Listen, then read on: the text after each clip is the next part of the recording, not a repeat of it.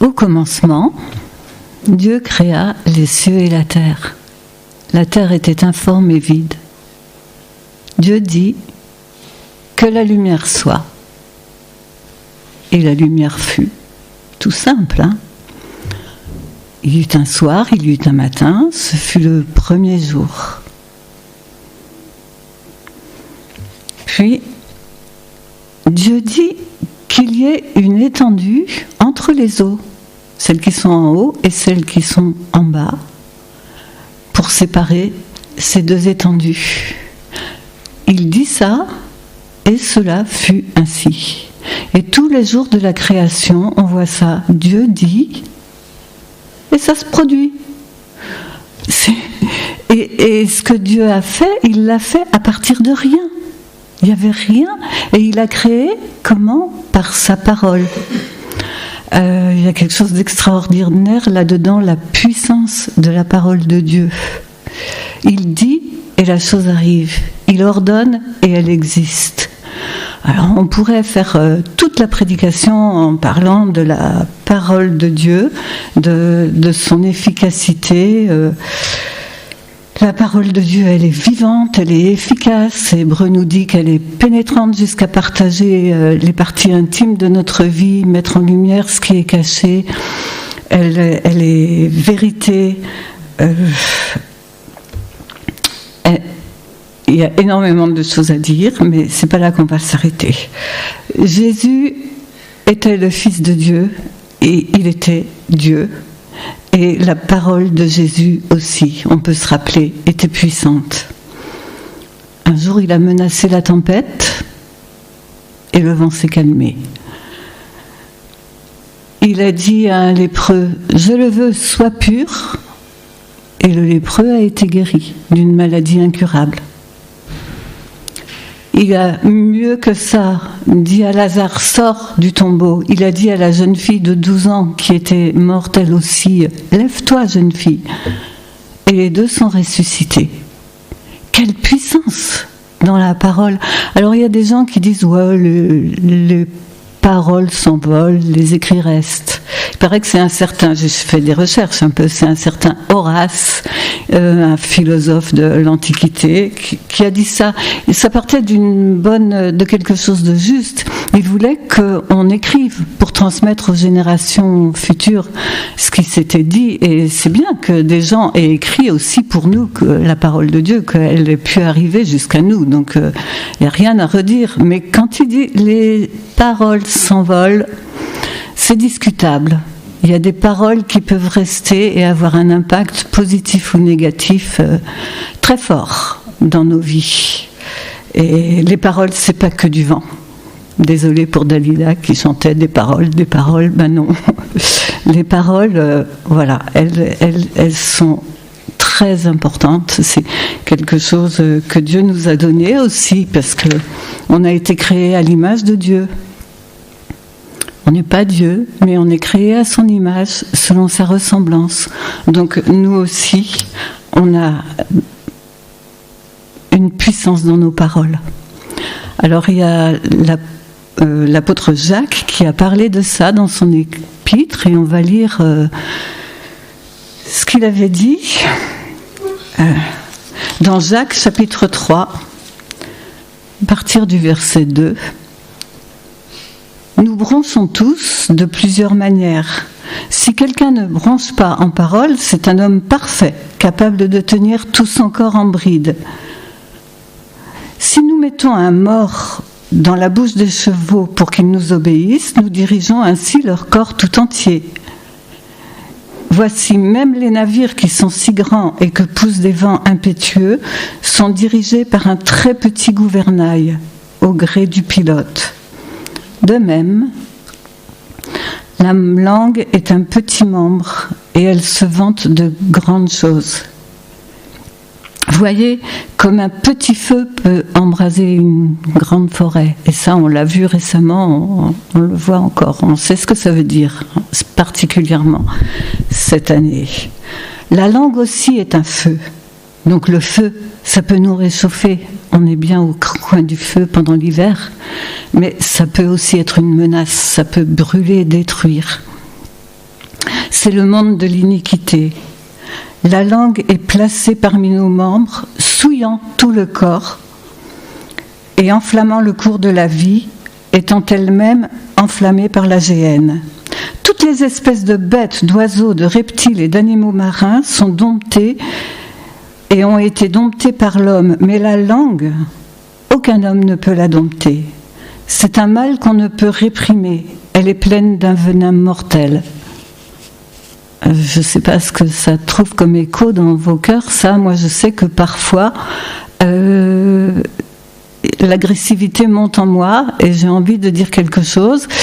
Et puis je me dis, non, ça, il ne faut pas le dire. Et puis, ouf, c'est déjà sorti. Et je me dis, zut, il ne fallait pas. Et c'est sorti quand même. Parce que l'expression de ma colère a été plus importante pour moi à ce moment-là que la façon dont l'autre va recevoir ce que j'ai dit. Donc oui, ça se passe. Par elle, par la langue, nous bénissons le Seigneur, notre Père, et par elle nous maudissons les hommes faits à l'image de Dieu. De la même bouche sortent la bénédiction et la malédiction. Il ne faut pas, mes frères, qu'il en soit ainsi. La source peut-elle faire jaillir par la même ouverture l'eau douce et l'eau amère ? Un figuier, mes frères, peut-il produire des olives ou une vigne des figues ?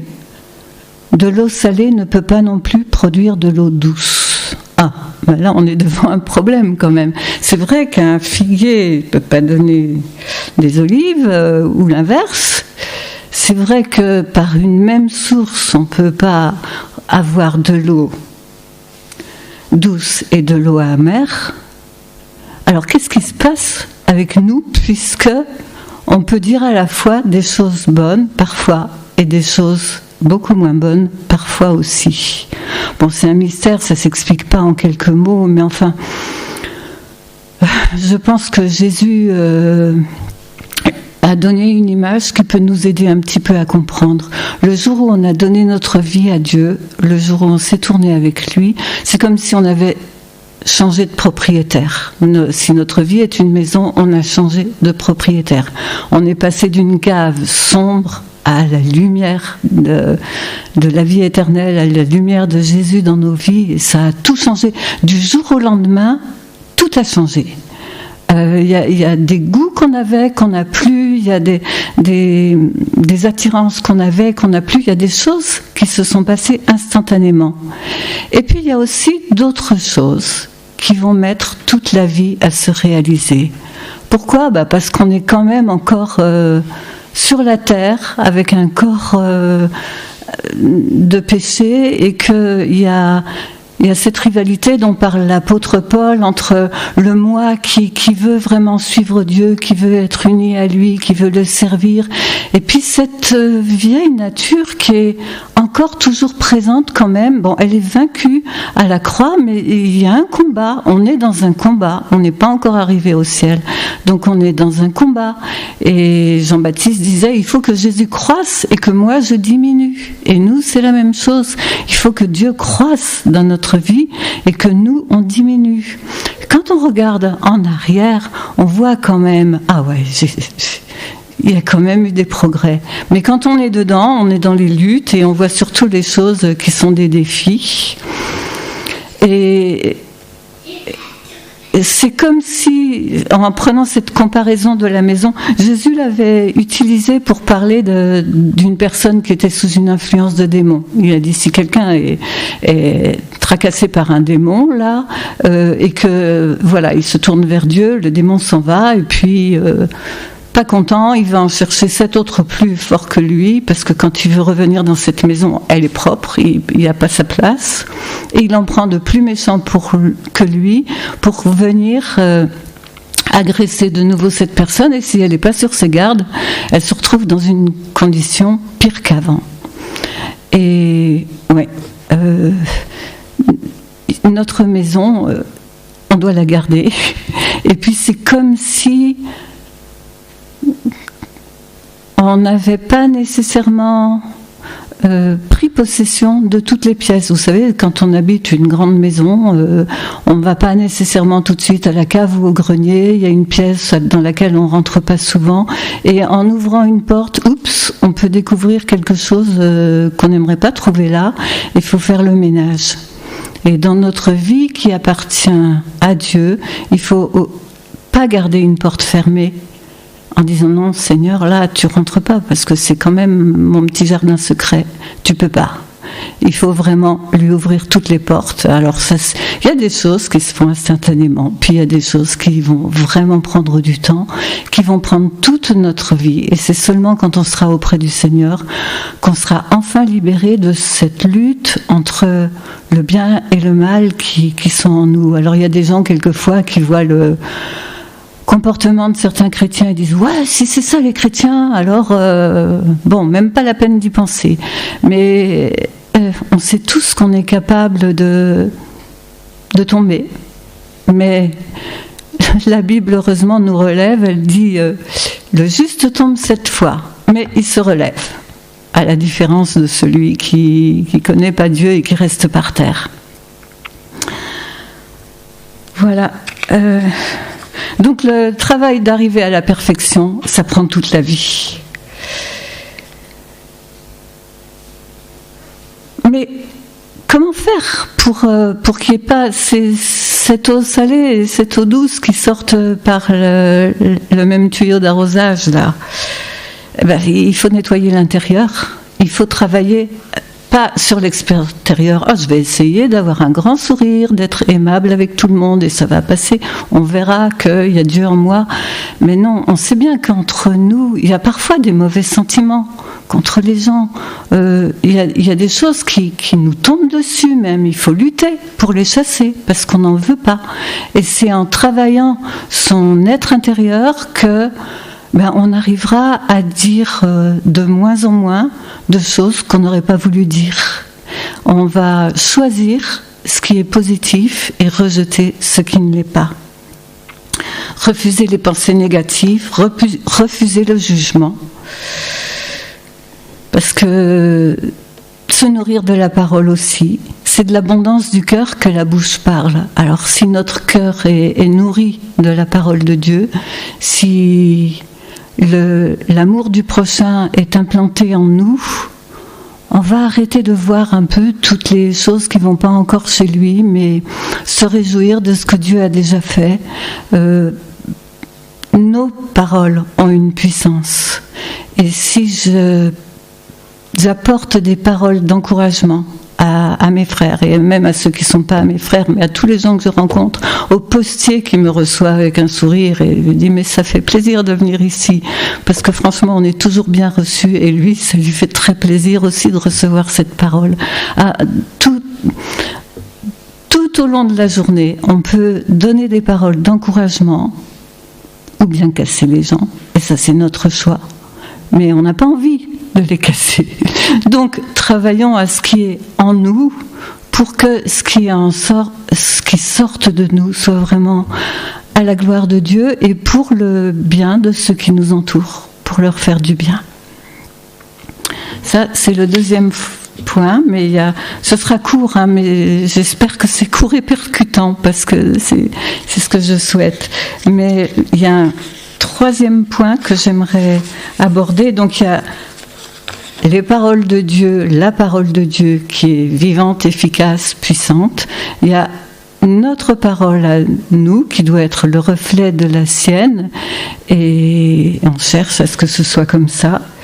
Mais le point sur lequel j'aimerais m'attarder un tout petit peu plus, c'est les paroles que nous, on reçoit. Il y a quelquefois des paroles qui sont dures à entendre, dures à digérer. Ça travaille. Comment est-ce qu'il a pu me dire ça?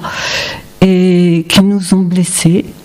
Et je ne suis pas psychologue, mais j'aimerais quand même rappeler aussi que les choses qu'on a entendues dans notre enfance nous ont particulièrement marqués. Parce que l'enfant est malléable, il s'imprègne de tout ce qui lui est dit. Et en particulier quand il s'agit des figures d'autorité, et désolé pour les papas, mais c'est vous qui avez la plus grosse responsabilité là-dedans, parce que le père c'est quand même une image de notre Père Céleste. Et Dieu est juste et le Père humain devrait être juste. Et on sait bien que personne ne l'est. Personne n'est 100% un papa parfait, ni une maman non plus.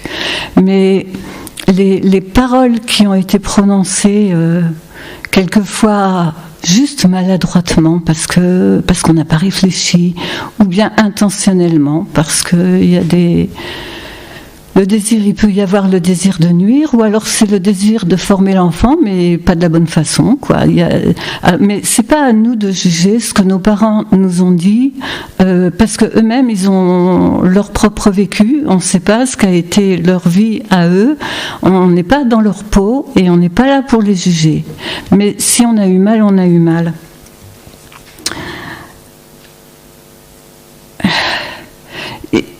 On entend des fois, j'ai entendu une fois une jeune fille qui disait ma sœur est morte quand on était toutes les deux des enfants, et ma mère disait toujours ouais, c'est pas normal, c'est toujours les meilleurs qui partent. Et pour cette fille qui était restée, qui n'était pas morte, c'était très dur à vivre, parce que elle était celle qui n'avait pas le droit de vivre, en réalité. Et il a fallu la grâce de Dieu, il a fallu le sang de Jésus qui coule sur elle et qui efface sa blessure pour qu'elle puisse retrouver le droit de vivre. Il y a un chant que j'aime beaucoup. La musique est un peu lourde, mais c'est parce que le sujet est lourd aussi. C'est les mots tuent parfois. Bon, j'ai une petite affection particulière pour ce chant parce que c'est un de mes fils qui l'a composé. Mais pas que. Hein. Chaque fois que je l'écoute, je suis vraiment retournée. Il dit des choses du genre non, ne me tue pas, ne vois-tu pas le poids de larmes que tu brandis vers moi, pas les larmes comme ça, hein, les larmes comme ça. Et ne me tue pas, les mots tuent parfois, c'est un venin mortel, c'est cruel, enfin voilà. Si vous voulez écouter, en savoir plus sur ce chant, j'avais pensé peut-être le faire passer ou le projeter, puis tout ce qui est technique, c'est pas mon fort, donc j'y ai renoncé. Mais si vous cherchez les mots tuent parfois sur YouTube, et vous voyez, c'est fait par le groupe Nanup. Nanup, N-A-2-N-U-P, c'est le nom d'un petit village en Australie. Et mon fils aimait bien l'Australie, il est même parti y vivre maintenant, depuis longtemps. Et c'était le nom de son groupe. Mais n'y allez pas pour l'Australie, allez-y pour le chant. Il est saisissant, je trouve.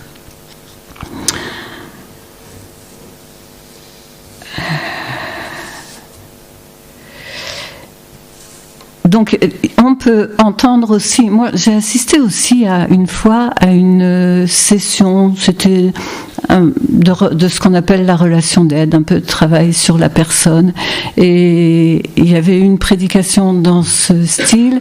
Et puis à la fin, on avait invité toutes les personnes qui avaient quelque chose contre quelqu'un. Ah oui.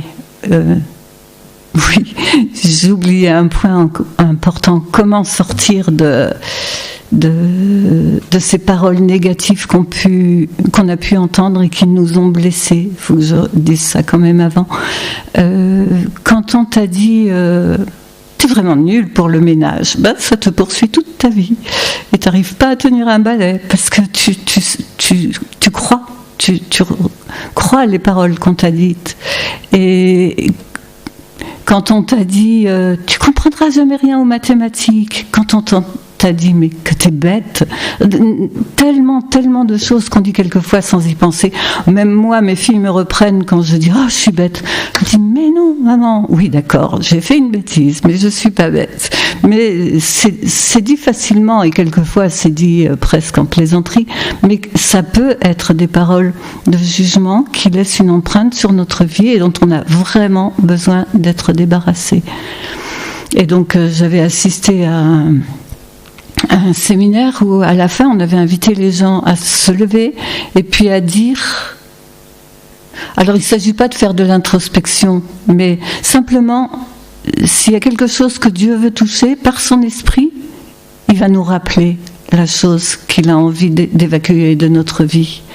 Et on avait invité ces gens, si le Saint-Esprit leur parlait et leur disait quelque chose au sujet de leur vécu et des paroles négatives qu'ils avaient pu entendre, de le confesser. Et ça fusait de tous les coins. Monsieur machin, professeur de maths, je vous pardonne d'avoir dit que j'avais l'intelligence d'un pépin de raisin. Madame machin, professeur d'autre chose, je vous pardonne pour avoir dit telle chose. Mon père, je te pardonne de m'avoir toujours reproché de ne pas être un garçon. Enfin, la liste est longue, quoi. Il y a tellement de choses qui ont pu nous marquer, mais on voudrait s'en débarrasser. Mais des fois, ça nous poursuit. Peut-être parce que c'est venu quand on était tout petit, c'est plus difficile de s'en débarrasser. Et il y a un chemin qui nous plaît pas toujours, mais c'est le chemin du pardon. C'est le seul. On n'a pas envie de pardonner, souvent, quand on a été très blessé. Parce qu'on dit, bah oui, mais ça m'a fait mal. Oui, ça t'a fait mal, mais j'ai lu quelque part, quelqu'un disait, refuser de pardonner, c'est comme laisser à l'autre un bâton dans sa main pour qu'il continue à nous frapper. Refuser de pardonner, c'est dire, j'ai une plaie là dans ma main, ça me fait mal, ça s'infecte, mais elle est là, quoi. Et je veux que tout le monde sache qu'elle est là. Et si elle disparaissait, les gens diraient, bon, c'était rien, c'était pas grand-chose finalement. Non, c'est grave, quoi. Et pardonner quelqu'un, ça veut pas dire que ce qu'il a fait, c'est pas grave. Non, c'est grave. C'est même quelquefois très, très grave. On sait qu'il y a des victimes d'abus sexuels ou autres. Pardonner, ça veut pas dire qu'ils n'ont rien vécu de mauvais.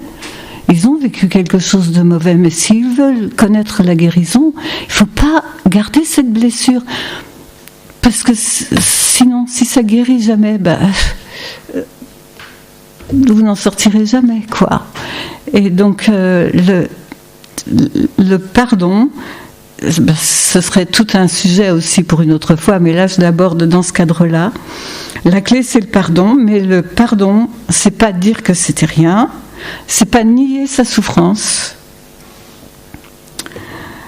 C'est pas non plus penser que tout va redevenir comme avant. Si quelqu'un a été toxique pour vous, vous n'avez pas besoin d'essayer de devenir son meilleur ami. Peut-être des fois, il faudra couper des ponts.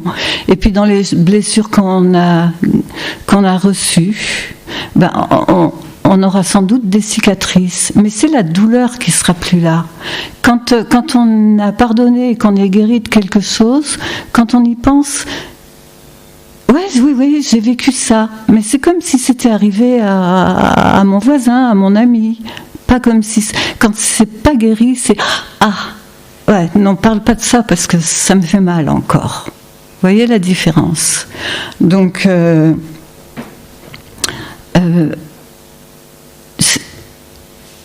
je perds le fil, mais il faut vouloir guérir de ses plaies. Et si on le veut, si on accepte de pardonner, parce que voilà, c'est pas à nous qu'appartient le jugement. Je sais que j'oublie quelque chose, mais je sais pas quoi. Mais ça fait rien. Oui. Je pense que j'ai peut-être dit assez. Je suis allée au cœur de ce que je voulais partager. C'est notre choix. Et si jamais Dieu vous interpelle et vous parle au sujet de quelque chose qui vous a fait mal, qui vous a blessé, oui, je sais ce que je voulais dire. Je voulais dire, il y a quelqu'un qui a été blessé et qui a été guéri. C'est Jésus. C'est Jésus. Il a porté notre péché, ça lui a fait mal. Il a été haï, il a été méprisé, il a été injurié et blessé physiquement aussi. Mais rappelez-vous, quand il est ressuscité, qu'est-ce qu'il a fait ? Il a montré aux disciples les marques des clous dans ses mains. Ce qui veut dire que ressuscité, Jésus, il porte la marque des souffrances qu'il a subies. Mais il n'a plus la souffrance. Elle n'est plus là. Et nous, comme lui, oui, on gardera peut-être des cicatrices. Quelqu'un qui s'est fait, je sais pas moi, couper un bras par un homme violent ou dans un accident où le bras va pas repousser. Mais le bras peut guérir quand même. Ce qui reste peut guérir et il peut continuer à mener une vie. Libéré de la souffrance s'il a pu libérer par le pardon. Voilà. Je ne vais pas dire plus. J'espère avoir. C'était fort sur mon cœur depuis des semaines et même des mois. Et c'est pas évident de le formuler, mais je prie que le Seigneur il applique ça à nos cœurs, au cœur de ceux qui en ont besoin. On est tellement plus mieux quand on est libéré du ressentiment, de l'amertume, de la souffrance. Des fois on veut la garder parce que on est tellement habitué à sa souffrance, mais c'est quand même bien mieux d'en être libéré.